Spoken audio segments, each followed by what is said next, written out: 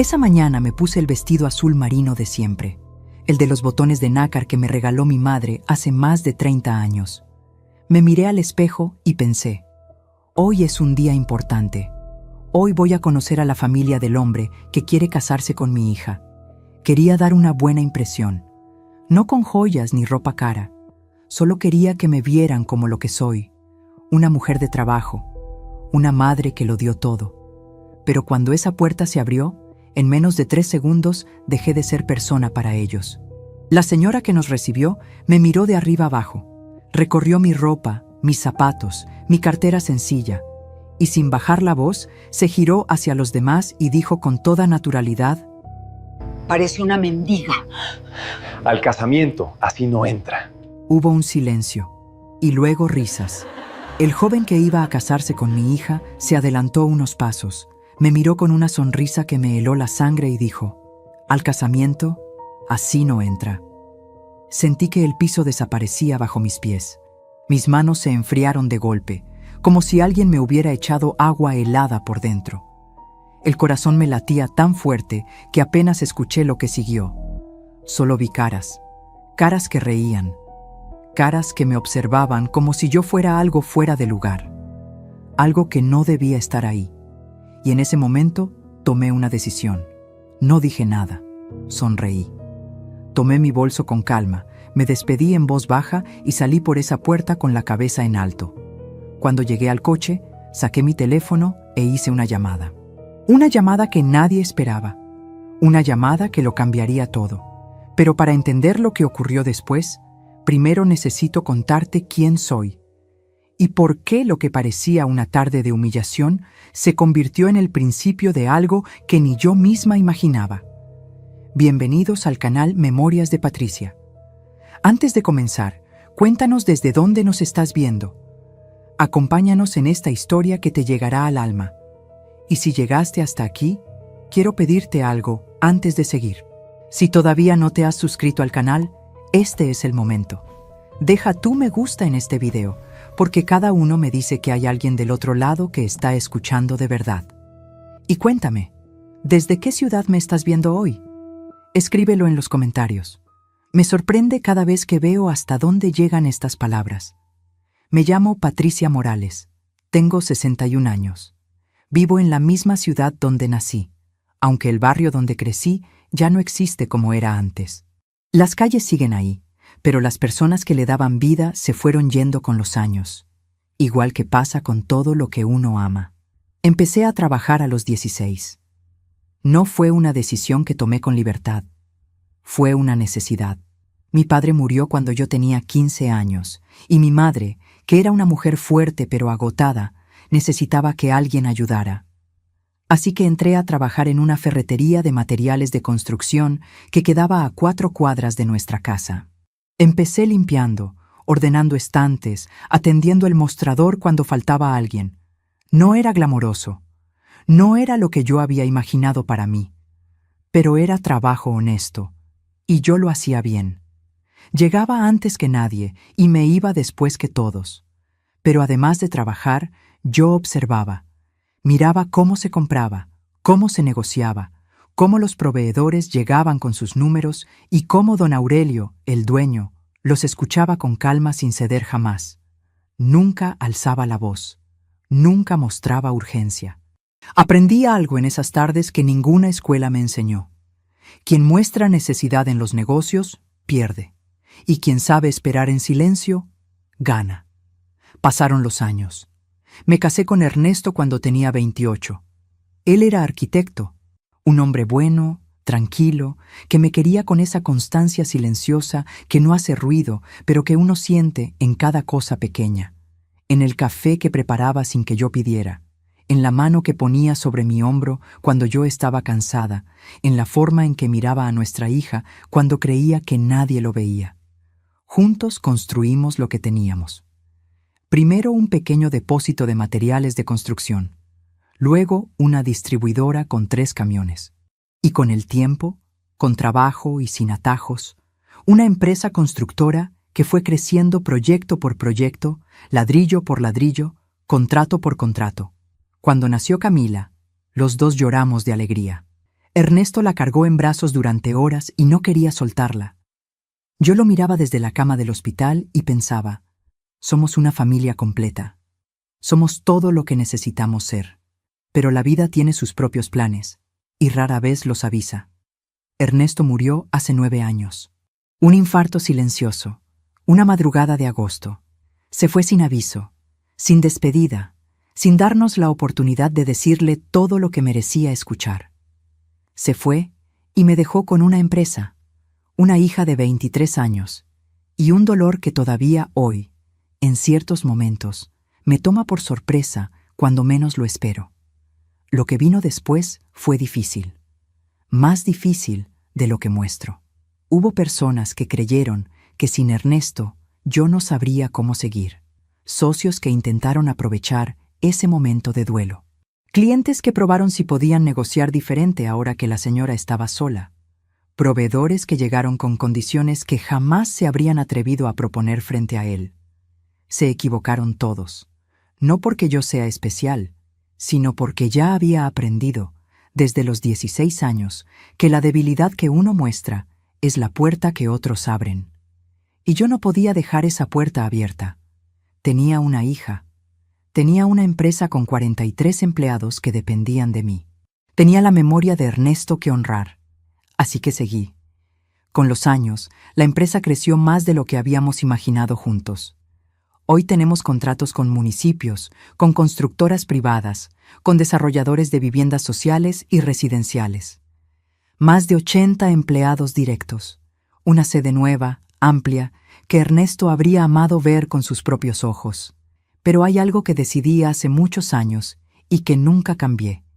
Yo no ostento lo que tengo, no por falsa modestia, sino porque entendí algo que pocas personas comprenden a tiempo.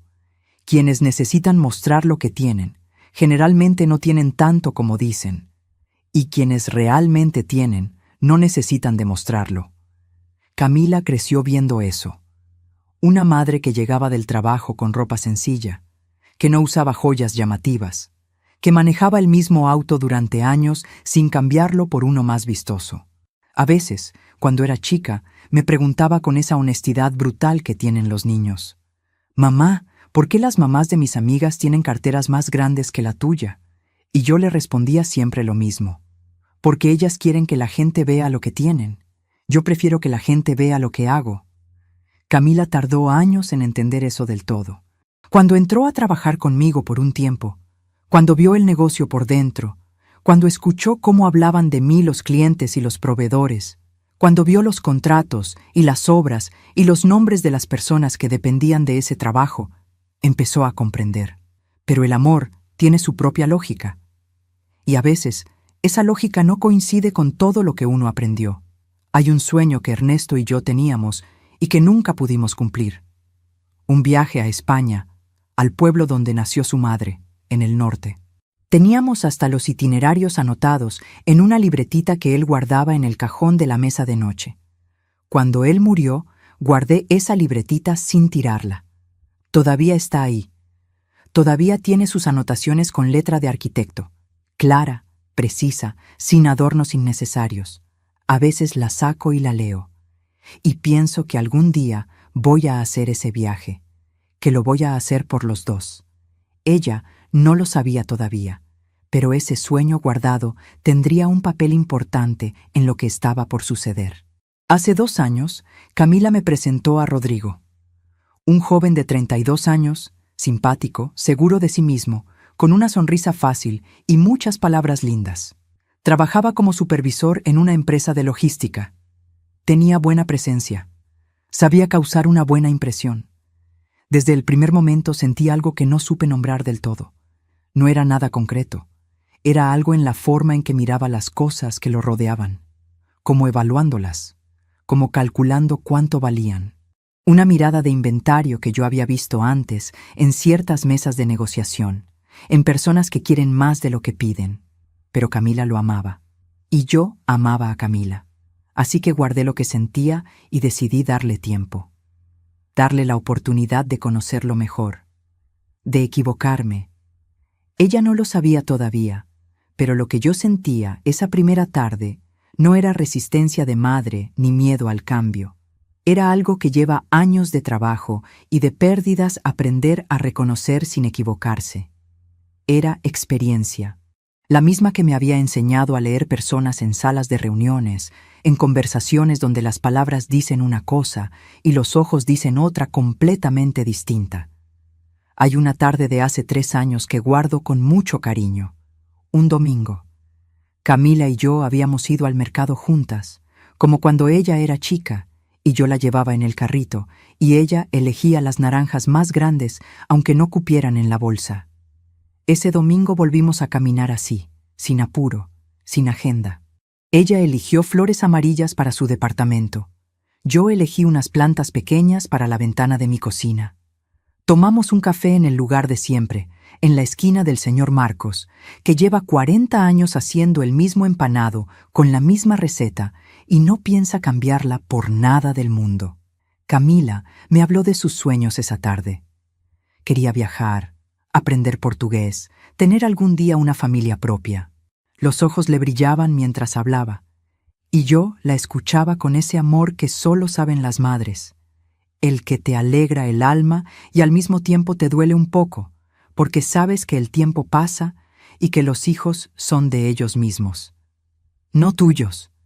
Cuando nos despedimos en la puerta de su departamento, me abrazó fuerte y me dijo en voz baja: «Gracias por ser mi mamá, mamá». No supe por qué lo dijo así ese día en particular, sin motivo aparente, sin ocasión especial, pero lo guardé aquí adentro. Y en los meses que siguieron, lo saqué muchas veces de ese lugar y lo sostuve con las 2 manos como si fuera lo más valioso que tenía. La llamada llegó un martes a las 11 de la mañana. Era Camila. Su voz tenía esa suavidad especial que usa cuando quiere pedirme algo y no sabe bien por dónde empezar. Lo conozco desde que tenía 5 años. Esa voz no cambia. «Mamá, ¿cómo estás?» «Bien, mi amor. ¿Pasó algo?» «No, no pasó nada. Es que Rodrigo quiere que conozcas a sus papás. Dice que ya es tiempo. Que si vamos a casarnos, lo correcto es que las familias se conozcan». Sentí algo en el estómago. No sé si llamarlo presentimiento o simplemente el instinto de una madre que conoce a su hija desde el primer segundo de vida y que ha aprendido a escuchar no solo lo que dice, sino lo que calla. «¿Cuándo?», le pregunté. «El sábado que viene, para cenar». Le dije que sí. Por supuesto que le dije que sí. Era mi hija, era su felicidad. Y si ella había decidido casarse con ese hombre, lo mínimo que yo podía hacer era conocer a su familia con respeto y corazón abierto, aunque en mi interior sintiera esa inquietud que no sabía bien cómo explicarme a mí misma. Esa semana trabajé como siempre. Firmé contratos. Recibí a 3 proveedores nuevos que querían negociar materiales para un proyecto grande. Revisé los avances de una obra que llevaba semanas de retraso en el norte de la ciudad. Hablé con mi contadora sobre los presupuestos del trimestre siguiente. Una tarde, mientras cerraba la oficina, me quedé un momento mirando la foto que está en la repisa de la sala de reuniones. Ernesto, Camila y yo, en el cumpleaños de ella número 15. Los 3 reímos en esa foto. Los 3 parecemos completamente felices. Ese día lo éramos. Puse la mano sobre el marco un segundo. Pensé, ojalá estuvieras aquí para verla casarse, Ernesto. Ojalá estuvieras aquí para decirme si yo estoy viendo bien o si me estoy equivocando. Y seguí. El viernes en la noche, antes de acostarme, revisé la agenda del día siguiente. Había anotado con letra simple: cena con familia de Rodrigo, 8 de la noche. Pensé en qué ponerme. No quería ir arreglada en exceso. No soy de las que necesitan impresionar con la ropa. Prefiero que la gente me conozca a mí, no a lo que llevo puesto. Así que elegí el vestido azul marino, el de los botones de nácar. Ese que me hace sentir yo misma. El sábado amaneció con cielo gris. Tomé mi café despacio, en la cocina, mirando por la ventana ese color plomizo que a veces precede la lluvia y a veces simplemente se queda ahí, indeciso, como esperando. Me arreglé el cabello con calma, me puse los aros de plata pequeños, los de siempre. Tomé mi bolso de cuero marrón, gastado en las esquinas pero limpio y firme. Ese bolso tiene años. Hay personas que me han preguntado por qué no lo cambio por uno nuevo. Y yo les respondo lo mismo de siempre, porque este funciona, y lo que funciona no se cambia por capricho. Me miré al espejo una vez más. Voy a conocer a las personas que van a ser parte de la familia de mi hija, pensé. Voy con respeto. Voy con buena voluntad. Voy dispuesta a escuchar y a darles una oportunidad genuina, aunque mi instinto me diga otra cosa. A las 7:15 de la tarde pasé a buscar a Camila a su departamento. Ella bajó con un vestido rojo, el cabello suelto, los ojos brillantes de esa alegría que da el amor cuando todavía no duele. Estaba hermosa. Era mi hija, y yo la amaba con toda la fuerza que una madre puede amar. Me abrazó antes de subir al auto. Gracias por venir, mamá. Para eso estoy, mi amor. Siempre. Mientras manejaba, ella fue contándome cosas sobre la familia de Rodrigo, que vivían en el barrio Las Cumbres, el de las casas nuevas con rejas altas y jardines iluminados, que la madre se llamaba Graciela y era muy cuidadosa con las apariencias. El padre, Héctor, era contador, que tenían una casa grande, con jardín y pileta, y que les gustaba recibir con estilo. Son de esas familias a las que les gusta mostrarse un poco, me dijo Camila con una sonrisa liviana, como si fuera un rasgo simpático y sin mayor importancia. Yo no respondí nada. Llegamos al barrio faltando 5 minutos para las 8. El auto de Rodrigo estaba estacionado afuera. Las luces de la casa estaban encendidas. Desde la vereda se escuchaban voces adentro, risas, el sonido de copas, el aroma de algo que se cocinaba con especias. Un detalle pequeño me llamó la atención mientras caminábamos hacia la puerta. Una tarjeta de empresa pegada en el buzón de correo de la casa de al lado. El nombre era pequeño, pero lo leí completo. Era una empresa constructora que yo conocía. Una empresa que nos había pedido presupuesto hacía apenas 3 semanas para un proyecto de remodelación. Lo registré, como registro todo, pero lo dejé pasar. Camila tocó el timbre. Escuchamos pasos lentos acercándose. La puerta se abrió, y en ese instante, sin saberlo todavía, sin poder imaginar lo que vendría en los próximos minutos, comenzó la historia que hoy te estoy contando. La puerta se abrió y apareció una mujer de unos 55 años, alta, arreglada, con el cabello teñido de rubio claro y varios anillos dorados en los dedos. Me miró de arriba a abajo con una lentitud que era completamente deliberada. Sus ojos recorrieron mi ropa, mis zapatos, mi bolso sencillo. Y luego, sin que nadie le hubiera preguntado nada, se giró hacia la sala donde estaban reunidas varias personas y dijo en voz alta, con absoluta naturalidad: «Parece una mendiga». Hubo un segundo de silencio, y luego risas. Rodrigo estaba entre los que reían. Mi hija estaba a mi lado. La sentí tensarse como una cuerda. Vi cómo bajó la mirada hacia el piso. Entonces él dio un paso hacia adelante. Me miró con esa sonrisa fácil que yo había aprendido a desconfiar desde la primera vez que la vi, y dijo sin ningún apuro: «Al casamiento, así no entra». Yo no respondí, no grité, no lloré, no me defendí, sonreí con calma. Me despedí en voz baja, tomé mi bolso y salí por esa puerta con la cabeza en alto. Escuché la voz de Camila a mis espaldas, llamándome. No me detuve. Caminé por el sendero del jardín iluminado. Escuché cómo se cerraba la puerta a mis espaldas y seguí caminando hasta el auto sin mirar atrás ni una sola vez. Hay cosas que uno no puede permitirse sentir en el momento en que ocurren. Hay dolores que uno guarda para después, para cuando se está sola y no hay nadie mirando. Ese era uno de esos momentos. Cuando llegué al auto, metí la llave en el contacto y encendí el motor. Mis manos no temblaban. Eso me sorprendió a mí misma. No temblaban porque en algún lugar dentro de mí, algo muy profundo, ya sabía que esto no era el final de nada, que era el principio de algo completamente diferente, que lo que acababa de ocurrir en esa puerta no era una humillación, sino una revelación. Estaba viendo a esas personas tal como eran, sin filtro, sin máscara, y eso era más información de la que yo había tenido hasta ese momento.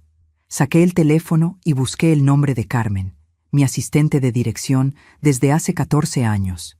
Era sábado de noche, tarde. Ella tenía familia, tenía su propia vida fuera del trabajo. No importaba. Ella atendió al segundo tono, y antes de que yo pudiera decir una sola palabra, escuché algo en su voz que no esperaba. Tensión. Señora Patricia, menos mal que llama, necesito verla. Eso no era lo que yo había esperado escuchar. Yo había llamado para pedir una verificación simple. Quería saber si Rodrigo Gutiérrez tenía alguna conexión con empresas del sector de la construcción. Quería confirmar o descartar lo que sentía. Pero algo en el tono de Carmen me detuvo antes de hablar. ¿Qué pasó, Carmen? No puedo decirlo por teléfono. ¿Puede venir a la oficina? Era sábado a las 9 de la noche. Voy para allá, dije. Manejé por la ciudad con la ventana entreabierta. El aire de la noche tenía ese olor a tierra húmeda que a veces trae el viento desde el sur, incluso cuando no llueve. Las calles del barrio Las Cumbres estaban tranquilas y bien iluminadas, con las casas mostrando sus jardines ordenados como tarjetas de presentación para el mundo. Todo en ese barrio parecía diseñado para impresionar. Cada reja, cada luz de jardín, cada planta podada con precisión. Me pregunté cuánto de lo que mostraban era real y cuánto era decorado. Mientras manejaba, pensé en la tarjeta que había visto pegada en el buzón de la casa vecina al llegar. El nombre de la empresa constructora. Un nombre que yo reconocía bien porque lo había visto en documentos recientes. Pensé en la mirada de Rodrigo esa primera tarde que lo conocí, hacía 2 años, en cómo miraba las cosas que lo rodeaban, como evaluándolas, como tomando nota mental de todo. Pensé en algo que Camila me había dicho sin darle ninguna importancia hace unos meses, casi de paso, mientras tomábamos ese café del domingo, que Rodrigo conocía mucho el rubro de la construcción, que decía tener contactos en varias empresas del sector. En ese momento no lo había conectado con nada en particular. Ahora, mientras manejaba de noche hacia mi oficina porque mi asistente de 14 años me pedía verme con urgencia un sábado, empecé a conectarlo todo. Llegué a la sede de la empresa a las 9:40 de la noche. El edificio estaba en penumbras, pero la ventana de la sala de administración tenía luz encendida. Carmen estaba esperándome. La vi a través del vidrio antes de entrar. Estaba de pie junto al escritorio, con el teléfono en la mano, mirando hacia la puerta, como si hubiera estado contando los minutos desde que le avisé que venía. Cuando entré, me miró con una expresión que yo no le había visto antes en 14 años de trabajo compartido. Carmen es una mujer serena, eficiente, ordenada en sus emociones. De esas personas que no se alteran con facilidad porque han visto mucho y aprendido a procesar las cosas sin derrumbarse. Es la clase de persona que cuando algo la preocupa, primero lo verifica 3 veces antes de decirlo. Pero esa noche tenía el rostro pálido, los ojos más abiertos de lo normal, y las manos, que sostenían una carpeta delgada, le temblaban de manera visible.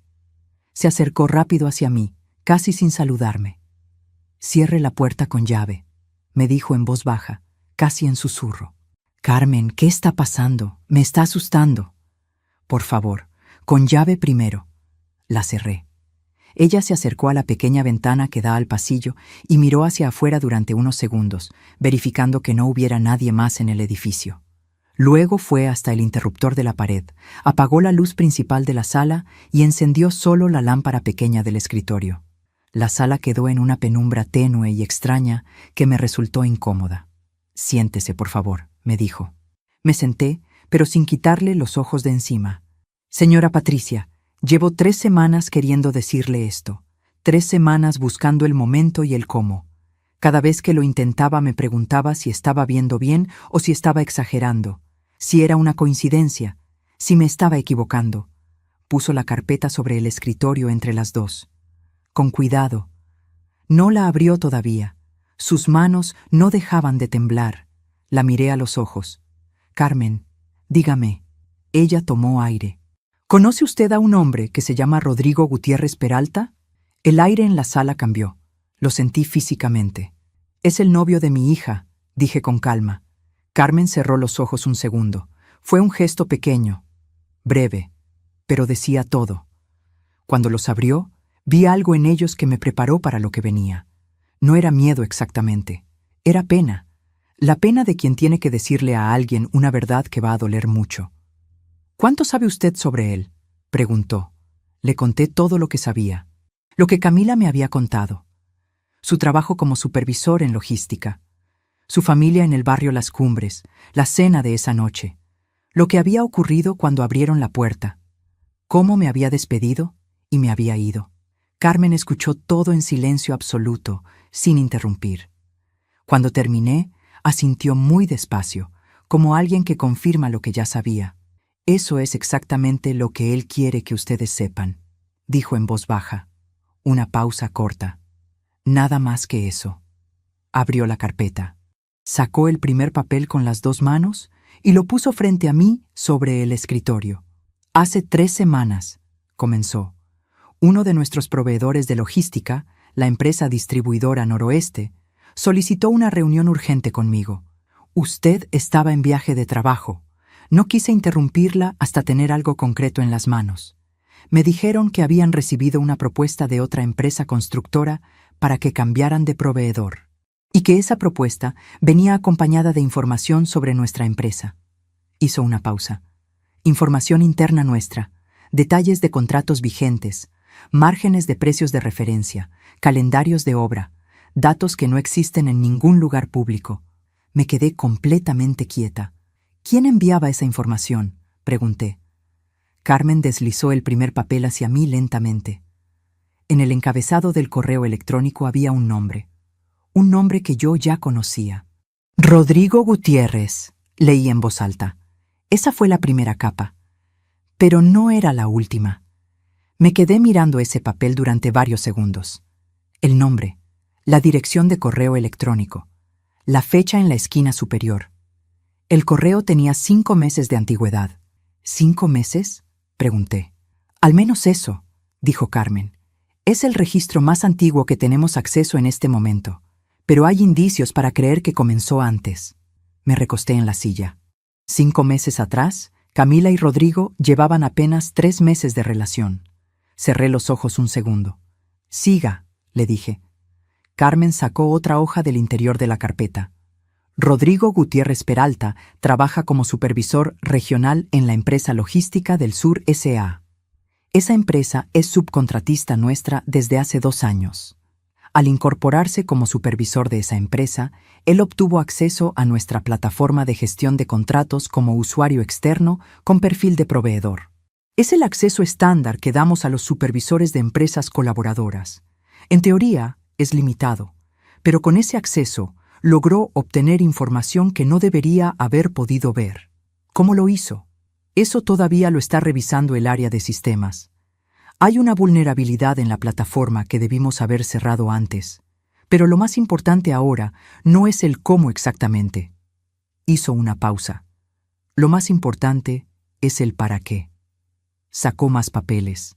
Los alineó sobre el escritorio uno al lado del otro, con cuidado, como quien arma un mapa para que otra persona lo entienda de un vistazo. La empresa que recibió esa información se llama Desarrollos Meridional. ¿La conoce? Claro que la conocía. Era nuestra competencia directa desde hacía 4 años.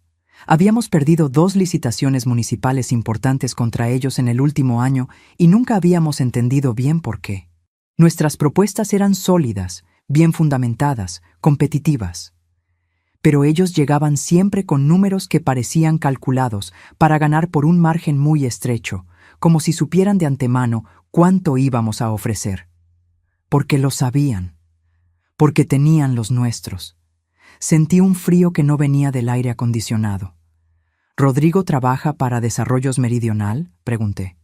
No directamente, dijo Carmen, pero la madre de él sí. Segunda capa. La madre de Rodrigo trabaja en Desarrollos Meridional desde hace 3 años como coordinadora de presupuestos. En los registros laborales figura con su apellido de soltera, Ibáñez, distinto al apellido Gutiérrez con el que conocemos a Rodrigo. Por eso no apareció en las verificaciones de rutina cuando contratamos a Logística del Sur como subcontratista. Pensé en Graciela, en sus anillos dorados, en su cabello rubio teñido con precisión. En esa mirada lenta y evaluadora con la que me había examinado de arriba a abajo en la puerta de su casa esa misma noche. No era la mirada de una señora arrogante que humilla a alguien de menos. Era el escrutinio frío de alguien que sabía exactamente quién era yo y que estaba evaluando al enemigo de cerca, quizás por primera vez cara a cara. ¿Ella sabe quién soy?, pregunté. Carmen asintió lentamente. Sí, y él también. Tercera capa. Rodrigo Gutiérrez postuló a un cargo en nuestra empresa hace 2 años y 2 meses, para la jefatura de operaciones del área norte. Pasó la primera instancia de selección. En la segunda entrevista, usted misma hizo las preguntas de evaluación técnica. Fue descartado. Tenemos el registro completo archivado. Cerré los ojos. 1 segundo. Nada más. 10 meses atrás. Yo lo había entrevistado. No lo recordaba. Ese año evaluamos a muchos candidatos. Pero él sí me recordaba a mí. Él se fue de esa entrevista con mi cara grabada, con mi nombre, con todo lo que necesitaba saber para lo que planeó después. ¿Cuándo empezó a salir con Camila? 2 meses después de ser rechazado. Silencio. Un silencio que pesaba como algo sólido dentro de esa sala pequeña y en penumbras. ¿Camila sabe algo de esto? No hay ningún indicio de que ella esté involucrada. Todo apunta a que él le ocultó absolutamente todo. Camila parece ser, en este esquema, tan víctima como usted. Cuarta capa. Carmen sacó otro papel. Eran capturas de pantalla impresas en color, con marcas de tiempo visibles en los bordes, con los nombres de los usuarios parcialmente visibles. Esto me lo entregó el representante de Distribuidora Noroeste. Son fragmentos de conversaciones entre Rodrigo y alguien identificado solo como G, que con alta probabilidad es Graciela, aunque todavía no tenemos confirmación definitiva. Lea el tercero desde arriba. Lo leí. Decía: si la vieja se complica, usamos a la hija. Ella hace lo que él le pida. Sentí que algo en mi interior se partía en dos con un sonido que nadie más escuchó. No era dolor todavía. Era rabia. Una rabia fría, quieta, que se instaló en el centro del pecho y no se movió de ahí. Mi hija que me había abrazado en la puerta del departamento esa misma tarde y me había dicho gracias por ser mi mamá, con esa voz que tengo guardada aquí adentro desde hace mucho. Mi hija que en ese momento estaba en esa casa, con esas personas, sin saber absolutamente nada. ¿Hay más?, pregunté. Mi voz sonó serena, extrañamente serena para todo lo que estaba ocurriendo dentro de mí. Carmen me miró un segundo antes de responder. Sí, hay más. Quinta capa. El plan completo, según lo que pudimos reconstruir a partir de los correos y los mensajes, era el siguiente. Rodrigo se casaba con Camila. Una vez dentro de la familia, con el apoyo activo de Graciela y Héctor, comenzarían a construir una narrativa frente a Camila de que usted estaba tomando malas decisiones empresariales, de que la empresa tenía problemas, de que lo mejor para todos era que usted cediera el control operativo a alguien más joven y con visión más moderna del negocio. Pausa. A él. Y si eso no funcionaba, continuó Carmen con voz firme, usarían la información que ya tenían para que Desarrollos Meridional ganara las próximas 3 licitaciones municipales del año. Con eso, nuestra empresa perdería posición de mercado, credibilidad financiera y liquidez. Y entonces usted, bajo esa presión, quizás consideraría vender o asociarse. Con ellos. Me puse de pie. Caminé hacia la ventana. Miré hacia afuera. La calle estaba vacía. Los faroles hacían círculos de luz amarilla sobre el pavimento y las sombras entre uno y otro parecían más oscuras de lo habitual. Pensé en Ernesto, en la libretita con los itinerarios de España que todavía guardo en el cajón de la mesa de noche, en los años de trabajo honesto que habían construido esta empresa ladrillo por ladrillo, decisión por decisión, sin atajos y sin trampas. Pensé en Camila con el vestido rojo, los ojos brillantes de amor genuino, diciéndome para eso estoy mamá siempre, sin saber nada de lo que yo estaba descubriendo esa noche. Y pensé en Graciela abriendo la puerta esa noche, estudiándome con cuidado, y diciendo parece una mendiga en voz alta y sin que le temblara la voz. No fue crueldad espontánea, fue estrategia calculada, para que yo me fuera ofendida, para que Camila quedara avergonzada de mí, para que la distancia entre madre e hija empezara a abrirse esa misma noche, lentamente, sin que nadie tuviera que pedirlo, para que cuando empezaran a hablarle a ella de que su madre tomaba malas decisiones, ya hubiera una herida vieja entre nosotras. Qué bien lo habían calculado, qué mal me conocían. Me giré hacia Carmen. ¿Cuánto de esto está documentado con solidez suficiente? Todo lo que le mostré esta noche, más el testimonio formal del representante de Distribuidora Noroeste, que ya confirmó su disposición a colaborar, más el análisis de sistemas que está en proceso, pero que ya tiene hallazgos claros sobre el acceso indebido a la plataforma. ¿Hay algo que pueda ser cuestionado legalmente? Carmen fue honesta. Algunos correos podrían tener dificultades de origen dependiendo de cómo se presenten en un proceso formal. Por eso necesitamos un abogado especializado antes de cualquier movimiento externo. Asentí. Saqué el teléfono del bolsillo. ¿Qué va a hacer?, me preguntó Carmen en voz baja. Lo mismo que hago siempre cuando alguien subestima lo que tengo. Abrí la aplicación de grabación del teléfono. La encendí. Voy a registrar todo, cada conversación, cada reunión, cada mensaje que llegue y cada mensaje que salga. Nada se mueve sin quedar documentado a partir de esta noche. Carmen asintió. En su expresión había alivio y respeto mezclados. ¿Y Camila?, preguntó con cuidado, en voz muy baja. Me detuve. Esa era la pregunta más difícil de esa noche. Camila, que no sabía nada. Camila, que amaba a ese hombre con toda la honestidad de quien todavía no ha aprendido a desconfiar. Camila, que en ese momento quizás estaba intentando entender por qué su madre se había ido sin decir nada. Camila todavía no sabe nada, dije despacio, y por ahora tiene que seguir sin saber. Si él nota que algo cambió, va a desaparecer con todo lo que tiene. Necesito que esto avance en silencio. Fue la decisión más difícil que tomé esa noche. Más difícil que salir de aquella casa con la cabeza en alto. Más difícil que escuchar todo lo que Carmen me acababa de mostrar. Decidir proteger a mi hija guardando un secreto que le rompería el corazón cuando llegara el momento de contarlo. Porque el amor de madre a veces se parece mucho al dolor. Necesito detenerme un momento aquí.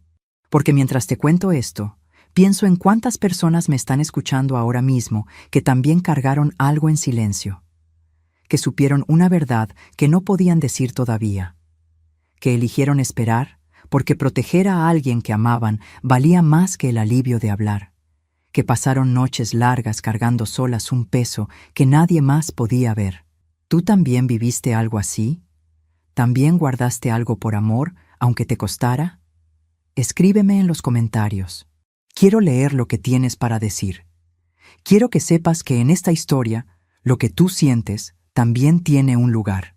Esa noche salí de la oficina a las 11:40, con una carpeta bajo el brazo y la grabadora activa en el bolsillo.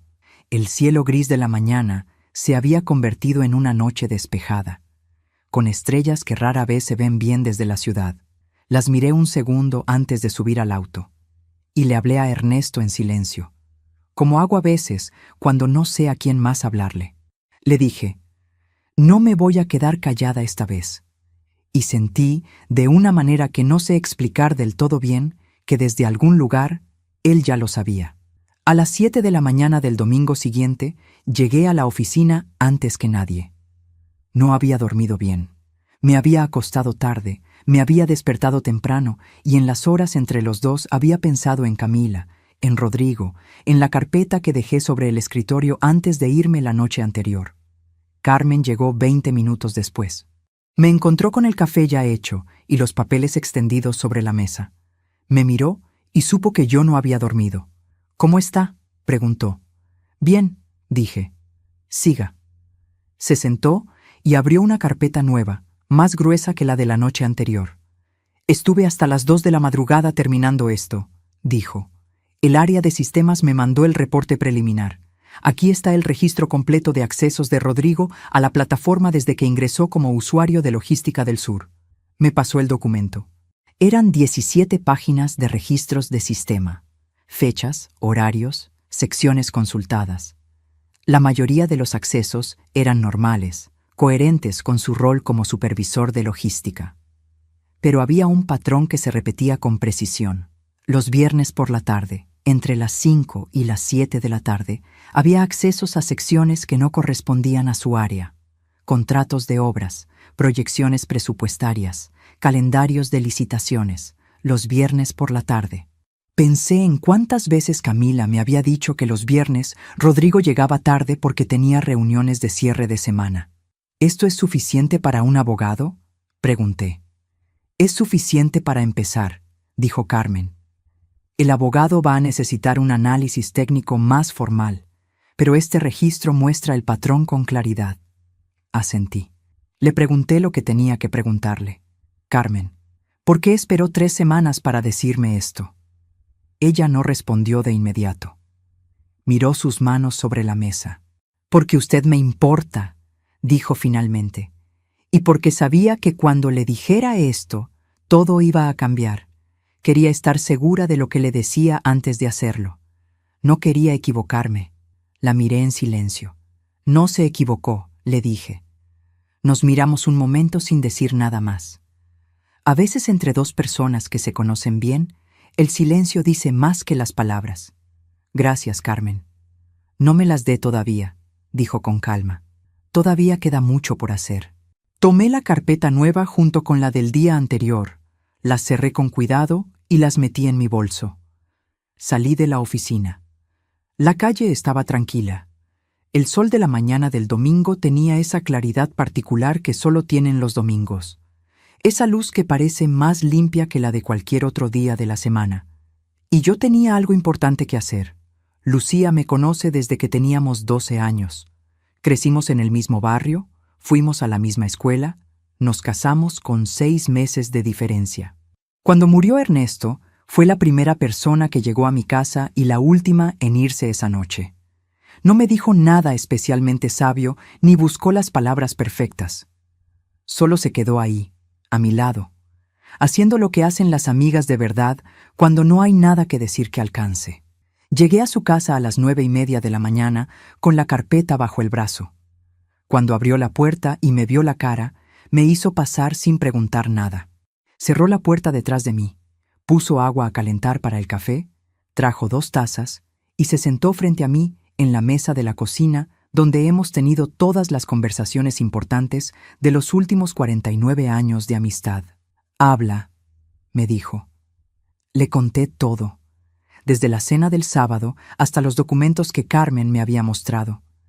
Le conté sin saltarme nada, con calma, como si estuviera contando algo que le había pasado a otra persona. Así proceso las cosas cuando son muy grandes. Las cuento como si fueran de otra, hasta que puedo mirarlas de frente sin que me tumben. Lucía escuchó todo sin interrumpir. Solo una vez levantó la mano para pedirme que me detuviera, buscó papel y lápiz y empezó a tomar notas en su letra pequeña y ordenada. Escribía mientras yo hablaba, sin dejar de mirarme. Cuando terminé, hubo un silencio largo. El café se había enfriado sin que ninguna de las dos lo tomáramos. Luego Lucía me miró. ¿Camila sabe algo? No. ¿Cuándo se lo vas a decir? Cuando tenga todo en orden. Cuando no pueda negarlo ni escapar. Lucía asintió. Siguió escribiendo. ¿Tienes todo guardado en un lugar seguro? No en la oficina. En un lugar tuyo donde solo tú tengas acceso. No lo había pensado todavía con esa precisión. Esa noche haría una copia de todo y la guardaría en casa. ¿Cuánto tiempo llevan juntos Camila y él? 2 años. ¿Ella habla bien de él? Sí, siempre bien. Nunca un comentario negativo. ¿Y él habla bien de ti frente a ella? Me lo pensé. Sí, muy bien. Demasiado bien, diría yo ahora. Lucía asintió lentamente. ¿Alguna vez te dijo Camila algo que en ese momento no te pareció importante pero que ahora te suena diferente? Me quedé en silencio. Pensé en todas las conversaciones de los últimos 2 años. En los comentarios pequeños, en las frases que uno escucha y guarda sin saber bien por qué, como piezas que todavía no tienen lugar en ningún rompecabezas visible. Sí, había una en particular que ahora brillaba de otra manera. Hace aproximadamente 8 meses, Camila me había preguntado, de pasada, si yo pensaba en algún momento asociarme con alguien para el negocio. Me dijo que Rodrigo tenía contactos en el sector y que a veces pensaba que una empresa con gestión familiar podría ser interesante para crecer de otra manera. Yo le había respondido con amabilidad, pero con firmeza, que mi empresa no estaba en venta ni en búsqueda de socios y que eso no iba a cambiar. Camila no había vuelto a mencionar el tema, pero ahora entendía quién había puesto esa idea en su cabeza y por qué. Eso fue él, dije. Lucía lo anotó. ¿Hay propuesta de matrimonio ya? Todavía no, formalmente, pero Camila habla de eso como si fuera una cuestión de tiempo. Entonces, todavía estás a tiempo, dijo Lucía. Antes del matrimonio tienes más libertad de movimiento. Eso tiene importancia jurídica. La miré con sorpresa. ¿Desde cuándo sabes de temas jurídicos? Sonrió levemente. Desde que me jubilé y empecé a leer demasiado y a escuchar demasiados podcasts. Revisó sus notas con atención. Necesitas 3 cosas de manera urgente, dijo con ese tono práctico que tiene cuando algo le parece verdaderamente serio. Un abogado que conozca bien el derecho empresarial y el derecho digital. Una copia de todos los documentos en un lugar que no sea ni la oficina ni tu casa habitual. Y seguir actuando con total normalidad frente a Camila y frente a él hasta que todo esté en orden. Ya lo sé, dije. Lo sé que lo sabes. Te lo digo para que lo escuches en voz alta, dicho por alguien más. A veces eso ayuda más de lo que parece. Tenía razón. A veces sí ayuda a escuchar las cosas de afuera. Le pedí prestado un sobre grande. Metí dentro una copia de los documentos más importantes y se lo dejé a ella para que lo guardara en su casa. Si algo pasa, le dije, tú sabes qué hacer con esto. Me miró fijo. No va a pasar nada, Patricia. Lo sé, pero si pasa. Asintió sin discutir. Antes de irme, me preguntó algo que ningún abogado me habría preguntado, y que sin embargo era la pregunta más necesaria de toda esa mañana. ¿Cómo estás tú por dentro? No la empresa, tú. Me lo pensé de verdad antes de responder. Enojada, dije. Y clara, las 2 cosas juntas, al mismo tiempo. Esa es la mejor combinación posible cuando hay que pelear por algo que importa, dijo. Me abrazó en la puerta con esa fuerza que tienen los abrazos de 49 años. Llámame cuando salgas del abogado. Antes de seguir con esta historia, quiero preguntarte algo muy simple. ¿Desde qué país o ciudad me estás escuchando hoy? Escríbelo en los comentarios. Me emociona cada vez que veo hasta dónde llegan estas palabras.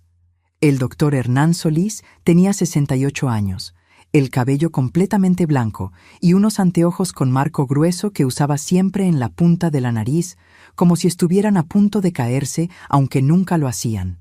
Lo conocía desde hacía 15 años. Había llevado los contratos más importantes de mi empresa. Había ayudado a resolver 2 disputas complejas con subcontratistas. Y había sido uno de los que llegó a darme la mano cuando Ernesto murió. No era solo mi abogado.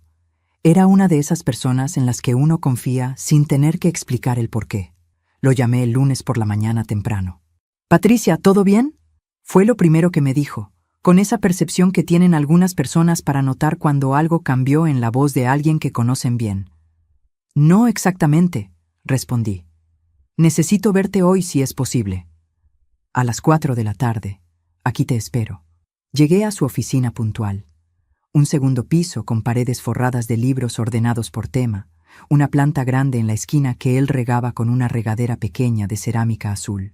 Lo había visto regar esa planta durante 15 años.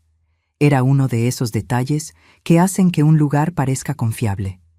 Me senté frente a su escritorio y le presenté todo, con orden, con calma, sin saltarme nada. Primero, el contexto general de la empresa. Luego la relación de Camila con Rodrigo desde el principio. Luego los correos, el registro de accesos a la plataforma, los mensajes con la G, la empresa Desarrollos Meridional y la conexión de Graciela de Ibáñez. Le mostré cada papel uno por uno. Le expliqué cómo lo había obtenido Carmen. Le conté lo del proveedor que había hecho la denuncia interna. El doctor Solís escuchó todo sin interrumpirme. Solo de vez en cuando levantaba una hoja para leerla más de cerca, asintiendo levemente, con esa expresión concentrada que tiene cuando está procesando información con cuidado y sin apuro. Cuando terminé, tomó su lapicera y empezó a escribir en su libreta con letra clara. «Bien», dijo. «Esto es más sólido de lo que esperaba cuando me llamaste esta mañana. ¿Es suficiente para actuar? Depende de cuál es tu objetivo principal. Dime qué quieres que ocurra exactamente». Me gustó esa pregunta, directa, sin rodeos, sin suposiciones sobre lo que yo querría. Quiero que esto pare. Quiero que haya consecuencias reales para él y para Desarrollos Meridional. Quiero recuperar, si es posible, lo que perdimos en esas licitaciones. Y quiero proteger a Camila de todo esto mientras sea posible. El doctor Solís asintió y escribió en silencio durante unos segundos. Vamos por partes. El acceso indebido a la plataforma es el punto más sólido de lo que tienes. Si el análisis de sistemas confirma el patrón que ya aparece en el registro, estamos hablando de violación de secreto empresarial y acceso no autorizado a sistemas informáticos protegidos. Eso tiene consecuencias penales directas, además de las civiles. ¿Penales para él personalmente? Para él en primer lugar, posiblemente también para quien utilizó esa información de manera directa y se benefició de ella. Y para Desarrollos Meridional como empresa, si se puede demostrar que sus responsables actuaron sabiendo que la información provenía de una fuente ilegal. Son 3 frentes distintos y los 3 tienen caminos legales concretos y viables. ¿Y las licitaciones que perdimos? Eso requiere más construcción de prueba. Para reclamar daños por licitaciones específicas, necesitamos demostrar que la información robada fue determinante en los resultados de cada proceso. No es imposible, pero es el paso que viene después, una vez que tengamos consolidado lo primero. No podemos correr antes de caminar. ¿Cuánto tiempo necesita para tener algo presentable formalmente? 30 días. Quizás menos si el reporte técnico de sistemas es tan claro como describes. Necesito que Carmen me envíe todo el material en formato original, sin modificaciones de ningún tipo. Y necesito que el representante de Distribuidora Noroeste se formalice como testigo cuanto antes con una declaración escrita y fechada. Lo tiene esta semana, dije. Bien, eso acelera todo. Y mientras tanto, ¿qué hago yo? Mientras tanto, tú no cambias absolutamente nada en tu conducta habitual. No mencionas esto a nadie más allá de quienes ya saben. No confrontas a Rodrigo ni a su familia bajo ninguna circunstancia. No tomes decisiones empresariales que puedan interpretarse como reacción a esto. Y no le dices nada a tu hija todavía. ¿Por cuánto tiempo? El doctor Solís miró sus notas. 4 semanas, como máximo. 4 semanas. Las pronuncié mentalmente. 4 semanas actuando como si no supiera nada. 4 semanas cargando este peso en silencio. 4 semanas mirando a mi hija a los ojos sin poder decirle la verdad que merecía saber. Le pregunté lo que cualquier madre en mi lugar habría preguntado. ¿Y si en esas 4 semanas él le propone matrimonio a Camila? El doctor Solís apoyó la lapicera sobre la libreta con cuidado. Si eso ocurre, me llamas ese mismo día. Ajustamos el plan de inmediato, pero no lo anticipes. Por ahora, 4 semanas. Me quedé en silencio un momento. ¿Va a salir bien?, pregunté. No era una pregunta de empresaria. Era la pregunta de una madre que lleva días cargando algo muy pesado. El doctor Solís me miró por encima de sus anteojos con esa expresión directa que tiene cuando va a decir algo que importa de verdad. Patricia, en 15 años nunca te mentí. No voy a empezar ahora. Una pausa breve. Las pruebas son sólidas. El camino es claro. Y tú eres la persona más metódica y más firme que conozco. Otro segundo. Va a salir bien. Salí de su oficina a las 6:30 de la tarde con una lista de pasos concretos anotada en papel, el número directo de su asistente para cualquier urgencia y algo que no esperaba sentir al cruzar la puerta hacia la calle. Alivio. Mezclado con miedo. Sí, las 2 cosas juntas, como le había dicho a Lucía. Pero principalmente, alivio. porque el caos que había sentido desde el sábado en la noche, desde el momento en que Carmen abrió esa carpeta frente a mí, había tomado por fin una forma reconocible. Ya no era un desastre sin bordes, era un problema con solución, con pasos, con tiempos, con personas en quienes confiar. Y eso, en ese momento, era todo lo que necesitaba. Esa noche Camila me llamó. Había pasado poco más de un día desde la cena. Su voz sonaba distinta, más baja, más cuidadosa, como quien elige cada palabra antes de decirla. Mamá, ¿podemos vernos? Solo las dos. Quiero hablar contigo. Le dije que sí. Nos encontramos en su departamento al día siguiente al mediodía. Cuando abrió la puerta, me abrazó sin decir nada durante varios segundos. Ese abrazo me costó más de lo que esperaba. Tuve que hacer un esfuerzo real para dejarme abrazar sin derrumbarme. Nos sentamos. Ella me pidió disculpas por lo que había pasado en la cena de la familia de Rodrigo. Me dijo que lo que había ocurrido estaba mal, que se había sentido paralizada en el momento y que no sabía bien por qué, que lo había hablado con Rodrigo y que él también quería pedirme disculpas personalmente. Y en ese momento sonó la puerta. Rodrigo entró con una sonrisa tranquila y 2 bolsas con comida del lugar favorito de Camila. Patricia, me alegra que haya venido, dijo. Lo del otro día no estuvo bien, lo sé y lo lamento. Lo miré. Lo miré como miro a cualquier persona cuando necesito ver más allá de lo que muestra. Gracias, Rodrigo, dije. Y sonreí con calma. Comimos los 3 en la mesa pequeña del departamento de Camila. El sonido de los cubiertos sobre los platos, el murmullo de la televisión encendida en volumen bajo con algún programa que ninguno de los 3 miraba de verdad. La luz de la tarde entrando por la ventana en ángulo, pintando una franja dorada sobre el piso. Rodrigo habló de su trabajo, de un proyecto nuevo en la empresa, de planes que tenía para el año siguiente, de lo mucho que quería a Camila. Yo escuché. Lo escuché con esa atención que se aprende en años de mesa de negociaciones. No solo las palabras, sino el ritmo, las pausas, lo que se dice y lo que se rodea sin decir del todo. Y en un momento, mientras servía el postre con gestos amables y calculados, dijo algo en voz baja, casi de pasada, mirando a Camila con ternura estudiada. Lo que más me importa es que esta familia esté unida. Al final del día, la familia es lo único que no se puede comprar. Lo dijo como si fuera un pensamiento espontáneo, como si lo estuviera sintiendo en ese momento por primera vez. Pero yo sabía exactamente lo que era. Era la primera semilla. La primera semilla de la narrativa que iban a construir despacio, con paciencia, para que Camila empezara a asociar la unidad familiar con la idea de que yo cediera algo, para que el día que le pidieran que convenciera a su madre de cambiar algo en la empresa, ella sintiera que lo hacía por amor y no por presión. Qué bien construían sus frases. Bajé la mirada hacia mi taza de café. Sonreí levemente y no dije nada. Esa tarde fue la más larga de ese mes entero. Cuando llegué a mi casa esa noche, cerré la puerta con llave, fui al living, me senté en el sillón y me permití, por primera vez desde el sábado, sentir todo lo que había estado guardando con tanto cuidado. Las lágrimas llegaron solas, sin ruido, sin drama. Solo llegaron y yo las dejé estar el tiempo que necesitaban. Lloré por Camila, que amaba a ese hombre sin saber nada de lo que yo sabía. Lloré por Ernesto, que no estaba para ayudarme a cargar esto.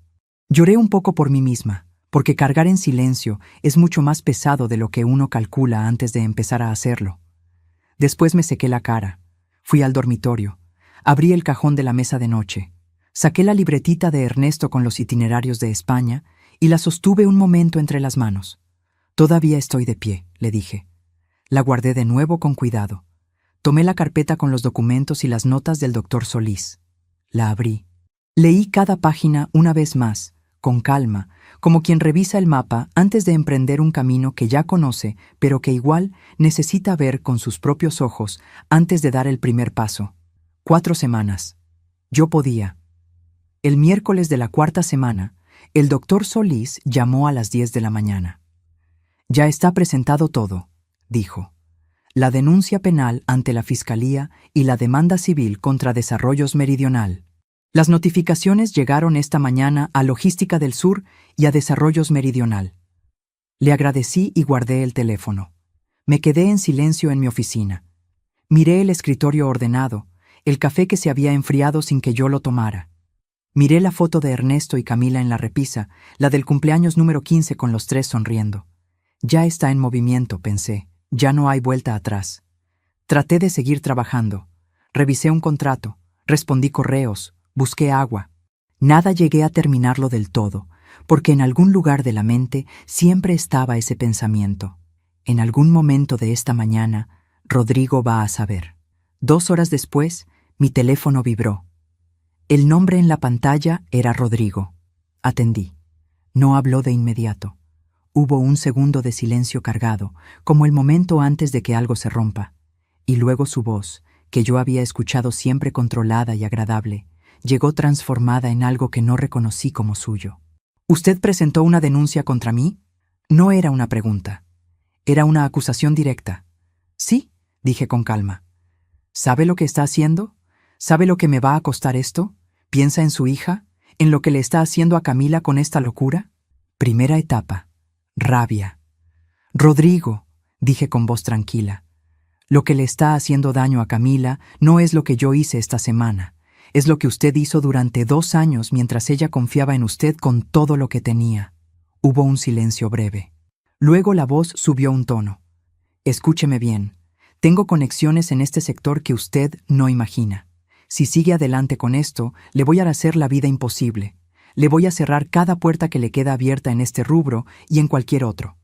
Segunda etapa. Amenaza. Respiré despacio. Anote lo que acaba de decir, porque esta llamada está siendo grabada desde el primer segundo en que usted habló. Silencio. Un silencio largo y tenso. Podía escuchar su respiración al otro lado del teléfono. Irregular. Rápida. La respiración de alguien que acaba de entender que cometió un error grave en tiempo real. Cuando volvió a hablar, el tono alto y agresivo había desaparecido. Lo que quedó fue algo más quieto, más inseguro, más pequeño. ¿Grabada? Desde el momento en que atendí la llamada. Tercera etapa. Miedo. Luego colgó. Puse el teléfono sobre el escritorio con calma. Carmen asomó la cabeza desde la puerta entreabierta. ¿Todo bien, señora Patricia? Todo bien. Llame al doctor Solís y dígale que Rodrigo Gutiérrez me amenazó por teléfono a las 12:14 del mediodía, que tenemos la grabación completa y limpia. Esa tarde, Logística del Sur suspendió a Rodrigo de manera preventiva. El director de operaciones me lo confirmó con una llamada breve y seria. Me pidió disculpas formales en nombre de la empresa. Desde Desarrollos Meridional no llegó ninguna llamada ese día, ni esa tarde, ni esa noche. Pero antes de las 6 de la tarde, el sistema de alertas detectó un intento de eliminación de los registros del perfil de usuario de Rodrigo. El área de sistemas lo bloqueó de inmediato y generó el reporte automático con hora, fecha y descripción. Demasiado tarde para él. Perfecto, dijo el doctor Solís cuando lo llamé. Con esto acaba de agregar intento de obstrucción a los cargos existentes. Cada movimiento desesperado que hace nos da más material para trabajar. No respondí nada. No hacía falta. Hay momentos en que el silencio es la respuesta más poderosa que existe. Los días que siguieron fueron intensos de una manera diferente. Rodrigo intentó comunicarse conmigo 3 veces más por distintos medios. Las 3 veces seguí el consejo del doctor Solís y no respondí sin avisarle primero. Pero lo que más me pesaba no era él, era Camila. Supe que Rodrigo la había llamado el mismo día que recibió la notificación. Camila me llamó esa noche con una voz que nunca le había escuchado. Confundida, asustada y herida de una manera que a ninguna madre le gusta escuchar en su hija. «Mamá, ¿qué está pasando? Rodrigo me dijo que lo estás destruyendo por celos». Ese era su argumento final. Los celos de una madre. Respiré profundo. ¿Puedes venir a mi casa mañana? Quiero mostrarte algo. Solo quiero que leas. Al día siguiente Camila llegó a las 10. Lucía también estaba. Pusimos todos los documentos sobre la mesa: los correos con las fechas, el registro de accesos, los mensajes con la G, el informe técnico, la declaración del representante de Distribuidora Noroeste. Todo ordenado como piezas de un rompecabezas ya armado. Camila leyó en silencio durante casi media hora. La vi detenerse en el mensaje que decía: si la vieja se complica, usamos a la hija. La vi cerrar los ojos un segundo, respirar y volver a abrirlos. La vi seguir leyendo. Cuando terminó, levantó la vista. No me miró a mí primero. Miró sus propias manos sobre la mesa. Luego, me miró a mí. «¿Desde cuándo sabes esto?», preguntó con voz muy baja. «Desde la noche de la cena de tu familia. ¿Por qué no me lo dijiste antes?». «Porque si él lo notaba antes de tiempo, podría destruir las pruebas. Perdona que te haya tenido que ocultar esto». Camila asintió lentamente, con la cabeza y con algo más profundo. «¿Sabías que yo no tenía nada que ver?». «Sí, lo supe desde el primer momento. Nunca dudé de ti ni un segundo». Las lágrimas llegaron solas. Como siempre llegan las verdades que duelen más. En ese momento sonó el portero del edificio. Era Rodrigo. Había venido sin avisar, probablemente esperando encontrar a Camila sola, sin nadie que pudiera ayudarla a ver con claridad. Camila me miró. Yo la miré a ella. Fue ella quien tomó la decisión, sin que yo dijera una sola palabra. «No abras», dijo. No abrimos. Rodrigo llamó 3 veces más al portero. Luego dejó un mensaje largo en el teléfono de Camila. Que todo era un malentendido, que la amaba, que yo nunca lo había aceptado. Camila escuchó el mensaje completo en silencio absoluto. Luego lo borró. Me miró con una firmeza que me llenó el pecho de algo que no sé nombrar del todo bien. «¿Qué necesitas que haga?». «Solo que no hables con él. Todo lo demás ya está encaminado», asintió. Lucía le puso una mano en el hombro sin decir nada. Yo apreté sus manos entre las mías y supe, en ese momento, que lo más difícil de todo ya había pasado. Antes de contarte lo que ocurrió en esa sala, necesito preguntarte algo. Si tú estuvieras en mi lugar, con todo lo que yo tenía en la mano y sabiendo lo que sabías, ¿habrías tenido miedo de dar ese último paso? ¿O habrías caminado hacia adelante sin dudar? Escríbemelo en los comentarios. De verdad quiero saber qué habrías hecho. La audiencia fue un martes por la mañana, 5 semanas después de aquella noche en la oficina con Carmen. El doctor Solís me había preparado para cada momento. Aún así, cuando entré a esa sala y vi la mesa alargada con las sillas frías y los folders frente al funcionario que presidiría la audiencia, sentí que el corazón me latía más fuerte de lo habitual. «Respira, Patricia», me dije. Al otro extremo de la mesa estaban Rodrigo, más pálido que la última vez, con el traje que ahora solo lo hacía parecer pequeño dentro de él, y su abogado, un hombre de expresión tensa que tomó notas sin detenerse desde el primer segundo. El funcionario leyó los cargos formales: acceso no autorizado a sistemas informáticos protegidos, violación de secreto empresarial e intento de obstrucción de investigación en curso. El abogado de Rodrigo solicitó la palabra de inmediato. «Mi cliente niega todos los cargos. Los accesos son parte del perfil habitual de cualquier supervisor de empresa colaboradora. No existe evidencia de intención dolosa ni de beneficio personal directo». El doctor Solís esperó a que terminara. Luego abrió su carpeta con calma, como alguien que sabe exactamente lo que tiene adentro. Presentamos el análisis técnico forense elaborado por un perito independiente certificado.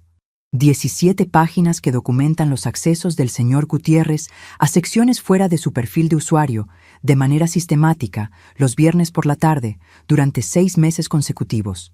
Ningún otro supervisor registra un patrón similar en el mismo periodo. «Un posible error de configuración del sistema», respondió el abogado. «No puede atribuirse responsabilidad al usuario por fallas de la plataforma». El doctor Solís asintió. Anticipábamos esa respuesta. Sacó otra hoja y la deslizó sobre la mesa. Presentamos también los correos enviados desde la cuenta personal del señor Gutiérrez al director de presupuestos de Desarrollos Meridional, con archivos adjuntos extraídos de las secciones a las que no tenía acceso legítimo. Las fechas coinciden con exactitud con los registros de acceso indebido. El abogado tomó los papeles. Esta vez tardó considerablemente más en responder. Fue entonces cuando el representante de Distribuidora Noroeste presentó su declaración formal. Habló con calma y precisión. La propuesta que su empresa había recibido, los datos específicos de nuestra empresa que los correos contenían, la decisión de rechazarla y reportarlo a nuestro equipo. Mientras él hablaba, yo miraba a Rodrigo. Vi el momento exacto en que entendió que no había salida. No fue un gesto grande. Solo bajó la vista hacia la mesa, y ya no volvió a levantarla con la misma seguridad de antes. El abogado intentó un último argumento sobre la cadena de custodia de los archivos digitales. El doctor Solís respondió con el certificado del perito que confirmaba la autenticidad e integridad de cada documento presentado.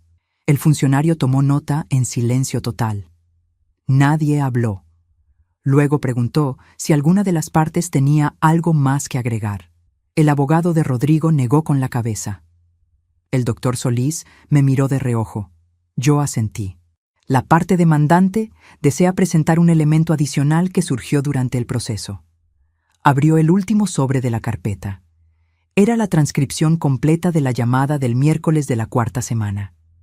Las amenazas pronunciadas, palabra por palabra, grabadas con fecha y hora certificadas, sin posibilidad de interpretación diferente a la evidente. El funcionario la leyó en silencio completo. La sala quedó completamente quieta. Rodrigo no levantó la vista del escritorio. El abogado cerró su carpeta despacio y no dijo nada más. Pero antes de que el funcionario declarara el cierre, el representante de Logística del Sur, que había permanecido como testigo secundario durante toda la audiencia, solicitó agregar una declaración voluntaria. Declaró con voz firme que durante el tiempo de Rodrigo como supervisor habían notado conductas irregulares, reuniones no reportadas, archivos descargados fuera del horario habitual, menciones de conexiones que no correspondían a su nivel de cargo. Ahora entendemos lo que estaba ocurriendo y lamentamos no haberlo visto antes. No era obligatorio que dijera eso, pero lo dijo. Y en esa sala, en ese momento, valió más que cualquier papel. El funcionario anotó la declaración y comunicó que el resultado sería notificado en los siguientes días hábiles. La audiencia había terminado. El doctor Solís y yo salimos juntos. En la puerta del edificio me extendió la mano. «Patricia», dijo, «has sido la cliente más preparada con la que he trabajado en 20 años. Aprendí de los mejores», le dije. Y aunque pensé en Ernesto al decirlo, también pensé en don Aurelio, en la ferretería de 4 cuadras, en los 16 años que tenía cuando aprendí a escuchar más de lo que hablaba. A veces la vida te enseña exactamente lo que vas a necesitar mucho más tarde. El resultado formal llegó 15 días después. «Ganamos en todas las líneas principales», dijo el doctor Solís. «Los cargos penales se elevan a instancia judicial. El proceso civil contra Desarrollos Meridional comienza el mes que viene, y el perito ya comenzó el cálculo de reparación de daños por las licitaciones perdidas». Colgué el teléfono. Me quedé sentada en silencio, mirando el escritorio, las carpetas ya archivadas, la foto en la repisa que había estado mirando tantas veces en las últimas semanas. Y luego, sin que nadie me viera, empecé a llorar. No era tristeza. Era el tipo de llanto que llega cuando uno ha cargado algo muy pesado durante semanas y de pronto puede soltarlo. Lloré por Ernesto, que habría querido estar ahí. Lloré por los años de trabajo honesto que casi alguien pudo usar en su contra. Lloré por Camila y por mí misma, porque cargar todo esto en silencio había sido más difícil de lo que les había dicho a nadie. Luego me sequé los ojos y llamé a Carmen. «¿Escuchó?», le pregunté. «Sí, señora Patricia». Y su voz también tenía lágrimas que no intentó ocultar. Ese mismo día fui a la oficina del doctor Solís para la firma de documentos finales. Rodrigo ya estaba en la sala de espera, pálido, quieto, con esa expresión que tienen las personas cuando todo lo que construyeron sobre una mentira se derrumba y descubren que no quedó nada real debajo. Cuando terminaron los trámites, Rodrigo se puso de pie para irse. Pasó cerca de donde yo estaba. En voz baja, muy baja, le dije: «Cuando me cerraste la puerta en la cara aquella noche, pensaste que me estabas sacando del camino». Una pausa. «Lo único que hiciste fue mostrarme exactamente quién eras». Otro segundo. «La empresa que quisiste quitarme algún día se la voy a dejar a mi hija. Pero tú no vas a estar cerca de ninguna de las dos». Di media vuelta y salí sin mirar atrás ni una sola vez. La tarde estaba despejada. Una luz limpia desde el occidente que pintaba de dorado las fachadas de los edificios. La misma ciudad, pero todo se sentía diferente. Lucía me esperaba en el café de la esquina de siempre. Cuando me vio entrar, leyó todo en mi cara antes de que yo abriera la boca. Se puso de pie y me abrazó fuerte, con esa fuerza que tienen los abrazos de 49 años de amistad que no necesita palabras. «¿Ganaste?», me preguntó al oído. «Gané», dije. Nos sentamos. Pedimos 2 cafés y la torta de naranja de siempre. Y por primera vez en muchas semanas me senté sin ningún peso sobre los hombros, sin nada que guardar en silencio, solo una taza de café caliente, una amiga de toda la vida y la certeza tranquila de algo que tardé 61 años en aprender a sostener con firmeza. Que uno puede perder muchas cosas en esta vida, pero la dignidad solo la pierde quien decide soltarla. Yo no la había soltado. Ni un solo día. La semana siguiente al cierre del proceso, hice algo que no había hecho en mucho tiempo. Llegué a la oficina a las 8 de la mañana, como siempre. Saludé a Carmen, como siempre. Me serví el café, como siempre. Pero en lugar de abrir el correo o revisar la agenda del día, me detuve frente a mi escritorio y lo miré en silencio. Había algo que quería hacer antes de empezar el día. Tomé la carpeta gruesa que había vivido en la esquina del escritorio durante las últimas semanas, la de los documentos del proceso, y la archivé definitivamente en el cajón de documentos cerrados. Reorganicé los papeles del día a día. Moví el adorno que había quedado desplazado meses atrás. Limpié con cuidado el vidrio de la foto de Ernesto y Camila hasta que quedó transparente y brillante. Luego me alejé unos pasos y miré el escritorio desde la distancia. Así estaba bien. Había algo en ese gesto simple que no sé describir del todo. Era como cerrar una puerta con llave desde adentro y saber que lo que quedó del otro lado ya no tenía acceso. No fue un momento dramático. Fue un lunes a las 8:15 de la mañana con el café todavía caliente. Pero fue real. Ese mediodía, por primera vez en muchos meses, salí a caminar sin teléfono, sin agenda, sin ningún propósito específico. Solo caminé por las calles del centro durante 40 minutos, mirando las vidrieras, el cielo de noviembre, la gente que pasaba con sus bolsas y sus conversaciones y sus prisas que no tenían nada que ver con la mía, sin estar esperando que sonara nada, sin estar pensando en el próximo paso. 40 minutos, nada más. Pero en esos 40 minutos no fui la dueña de una constructora, ni la madre de Camila, ni la señora que había pasado semanas cargando un secreto. Fui solo una persona caminando por la ciudad en un mediodía de martes. Y eso fue suficiente. Ese mismo mediodía, al pasar frente a una florería, entré y compré un ramo pequeño de flores amarillas, sin motivo particular, solo porque me gustaron. Las puse en el jarrón del escritorio cuando volví. Carmen las miró y no dijo nada, pero sonrió. Esa tarde llegaron las primeras confirmaciones formales, la desvinculación definitiva de Rodrigo de Logística del Sur, el inicio de la investigación administrativa interna de Desarrollos Meridional. Una semana después, la suspensión de Graciela de Ibáñez de sus funciones mientras durara el proceso civil. Leí cada carta con calma y las archivé. No sentí alegría, no sentí triunfo de los que hacen ruido. Sentí algo más tranquilo y más hondo. Algo parecido a la justicia cuando llega de la manera correcta, sin espectáculo, sin exceso.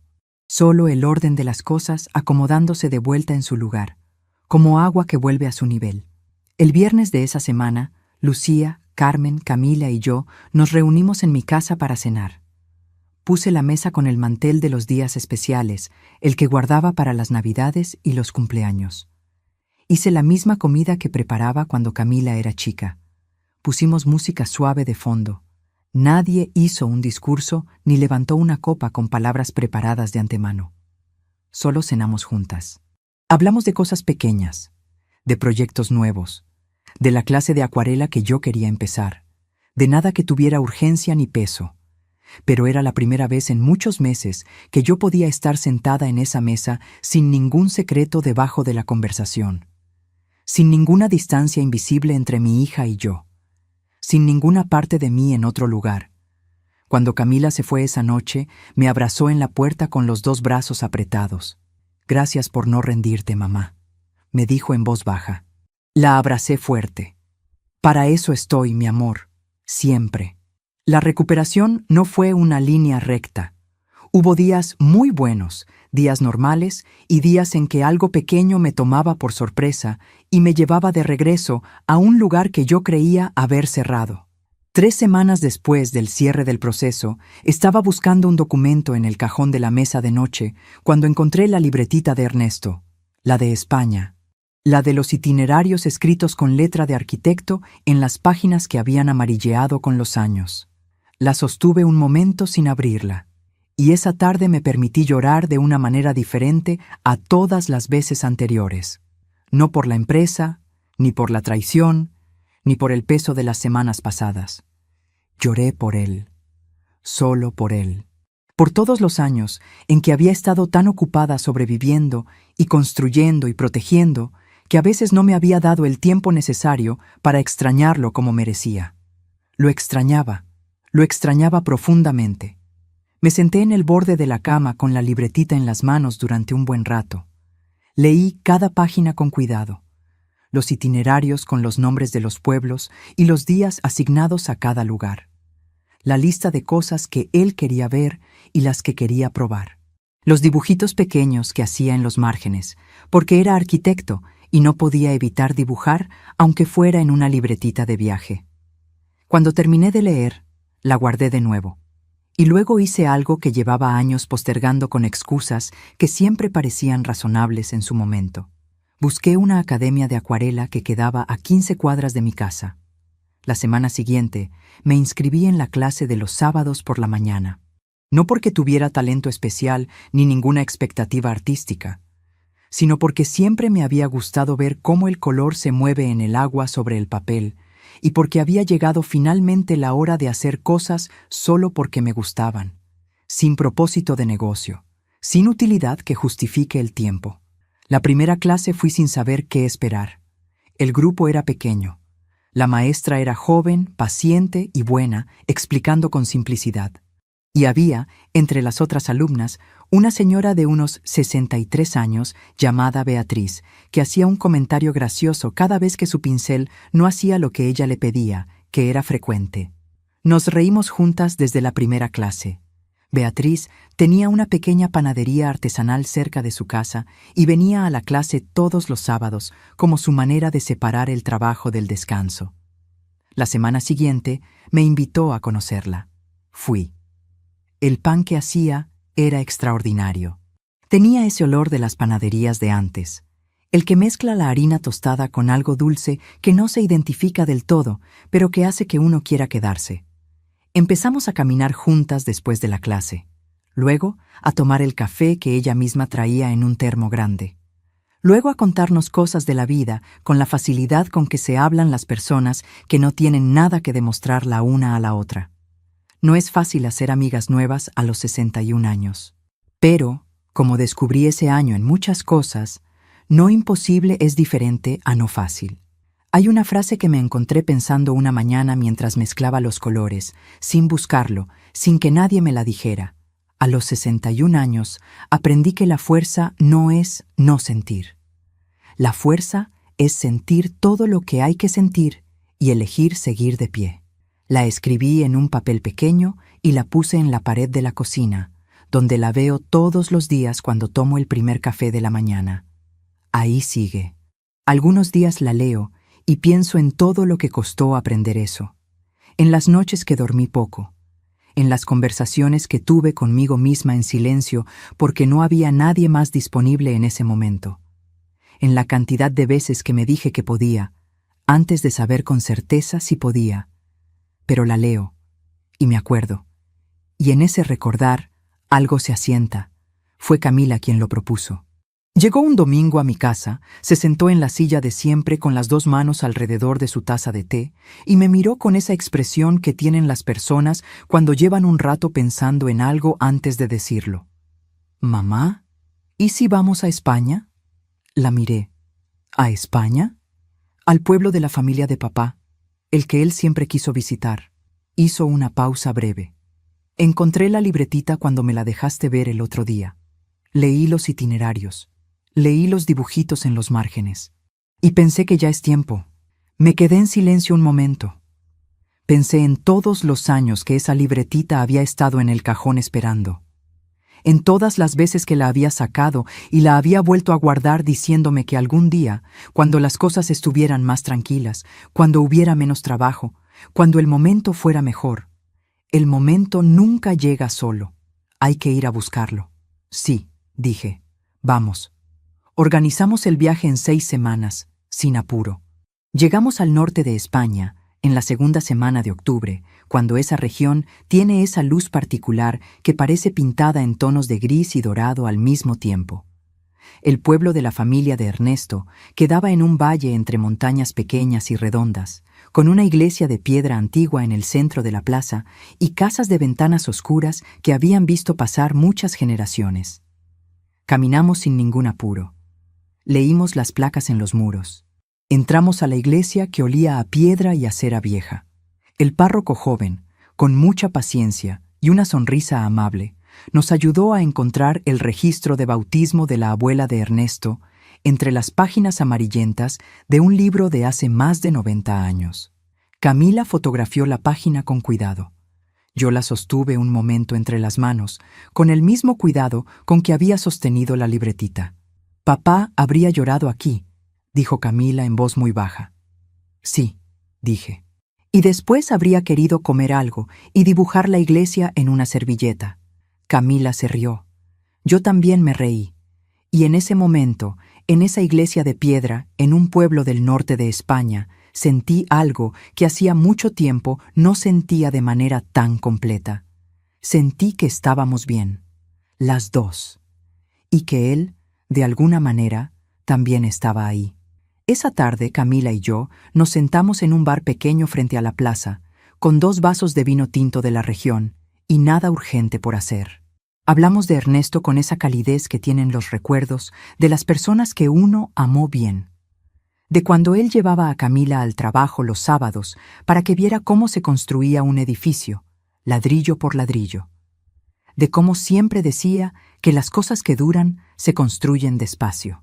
Escuché esas palabras en la voz de mi hija y pensé que él las había sembrado bien, que seguían creciendo. El último sábado de noviembre amanecí temprano, como casi siempre. Me preparé el café en la cocina. Miré por la ventana el cielo gris claro que anuncia el frío del fin de año, y luego fui al dormitorio a prepararme para el día. Abrí el armario, y entre la ropa colgada, como siempre, estaba el vestido azul marino, el de los botones de nácar que me regaló mi madre hace más de 30 años. El mismo que me puse aquella tarde de sábado cuando fui a conocer a la familia del novio de mi hija, con buena voluntad y corazón abierto, y alguien abrió una puerta y decidió en 3 segundos que lo que veía no era suficiente. Lo saqué. Lo sostuve frente a mí un momento. Luego me lo puse. Me miré al espejo con calma. 61 años. El cabello con algunas canas que decidí hace tiempo no teñir porque son mías y las gané una por una. Las manos que firmaron miles de contratos y cargaron a una hija recién nacida y sostuvieron durante años una libretita con itinerarios de viaje que finalmente visité. Los ojos que han aprendido a mirar las cosas no solo como son, sino como podrían llegar a ser. Hoy la empresa recibía un reconocimiento del municipio por su contribución a proyectos de vivienda social en la región. Iban a estar los 83 empleados, iba a estar Carmen, iban a estar Lucía y Beatriz, iba a estar Camila, iba a estar yo, con el vestido azul marino, y nadie iba a decir esta vez que no encajaba en la imagen que se esperaba. Pensé en aquella puerta, en aquella mujer con los anillos dorados, en Rodrigo y su sonrisa calculada, en las risas que escuché dentro de esa sala cuando atravesé el jardín de regreso al auto, y pensé, gracias. Gracias de verdad por mostrarme con tanta claridad quiénes eran. Porque esa noche, cuando llegué al auto y saqué el teléfono y llamé a Carmen, no empecé una guerra. Empecé un camino. Un camino que me llevó a la oficina a las 11 de la noche con la carpeta más importante de mi vida, a la cocina de Lucía con el café frío que ninguna de las dos tomamos, a la planta de cerámica azul del doctor Solís, a la clase de acuarela de los sábados, al pan de Beatriz, a una iglesia de piedra en el norte de España donde mi hija y yo nos reímos y lloramos al mismo tiempo. Un camino que me enseñó algo que no estaba en ningún contrato ni en ningún manual de negocios. Que a los 61 años todavía se puede empezar de nuevo.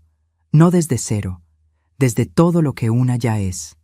Desde la experiencia de los años. Desde la fuerza ganada en cada momento difícil que una eligió no esquivar. Desde el amor que no se dio ni cuando costó más guardarlo que soltarlo. Eso no se improvisa. Eso se construye. Despacio, ladrillo por ladrillo.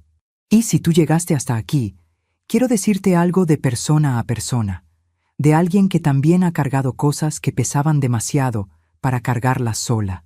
Sé lo que es seguir de pie cuando nadie ve el esfuerzo que eso requiere. Sé lo que es proteger lo que uno ama en silencio. Sé lo que es sonreír cuando duele y guardar la rabia para convertirla en algo que valga. Si esta historia te llegó, deja tu me gusta en este video. No porque sea un número, sino porque quiero saber que del otro lado hay alguien que entiende. Suscríbete al canal para que la próxima historia también llegue hasta donde estás. Escríbeme en los comentarios lo que sientes, lo que esto te recordó, lo que te llevas de aquí.